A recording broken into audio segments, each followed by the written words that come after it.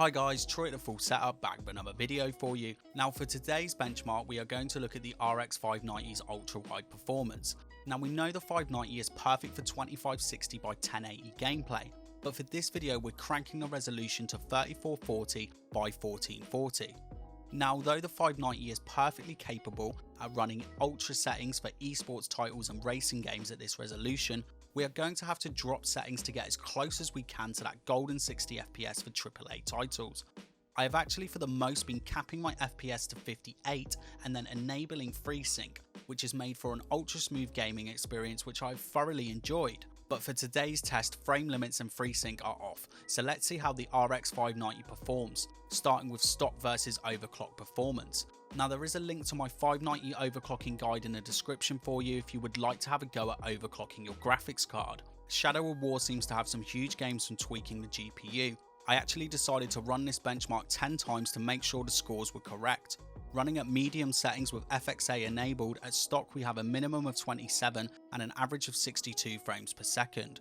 Cranking the 590 to 1650 MHz, we have a minimum of 31 and an average of 78 frames per second. Moving on to Far Cry 5, and things are back to where they should be for stock versus overclock performance. Running at medium settings with SMAA enabled, at stock we have a minimum of 45 and an average of 51 frames per second. When overclocked we have a minimum of 48 and an average of 54 frames per second. Shadow of the Tomb Raider is one of the most graphically demanding games we will be testing today. Again at medium settings, but this time with AA completely disabled. At stock settings we had a minimum of 40 and an average of 51 frames per second. Very little gains were to be had when overclocked. The 590 scores a minimum of 42 and an average of 54 frames per second. For the rest of the benchmark we will just be focusing on gameplay. Now as you can see from the overlay we are still running at overclock settings. I know many of you complain at me for always running my GPUs overclocked, and I'm always quick to reply that the gains from overclocking are cancelled out by the fact that I'm using AMD Relive to record my footage. So what you are seeing on screen right now is actually closer to stock performance than it is overclocked. Although Forza Horizon 4 is almost at 60 FPS at ultra settings, I found at high settings gameplay was always above 60, and for the most the averages were between 70 and 80 frames per second. Now there seems to be a strong connection in me making less videos and the recent release of Battlefield 5. I know it was a marketing disaster with comments like #NotMyBattlefield and if you don't like it don't buy it, and the game certainly feels incomplete, but I have been thoroughly enjoying Battlefield 5.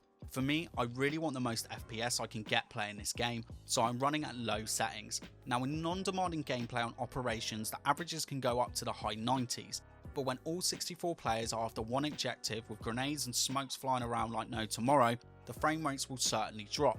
But minimum FPS was always above 60 and this game still looks fantastic on the lowest settings. For the entire benchmark so far, I've been using standard graphics presets and turning off AA where necessary. But for PUBG I am running all at low settings except view distance, which I have set to high, and average frame rates for the most were always in the mid 60s, and again this is another game that looks great at low settings at this high resolution. Moving on to the most demanding game today then, Assassin's Creed Odyssey. I've had to take the same approach as Tomb Raider and disable AA. Even at medium settings I would suggest lowering a setting or two. Although still more than playable, average frame rates were always in the low to mid 40s. Moving on to the last game today, Call of Duty Black Ops 4. I'm playing Blackout with all settings set to medium and frame rates were mostly in the high 70s with the odd drop down to 60 FPS. So there are the benchmark scores, and I think the 590 did rather well considering its price. I would say this or a 1060 are the absolute minimum for gaming at this resolution, with something like a Vega 56 or an RTX 2070 being much more suited. Although for the most you will be running games at a mix of medium to low settings, games still look fantastic at those settings at such a high resolution. And as I mentioned at the beginning of this video, when I tweak my settings to run between my 40 to 58 FreeSync range, I feel like I'm playing at a much higher frame rate. Anyway, that's it from me today. If you like the video, tell me why. If you don't like the video, tell me why. If you have any questions, hit me up in the comment section, and please don't forget to subscribe.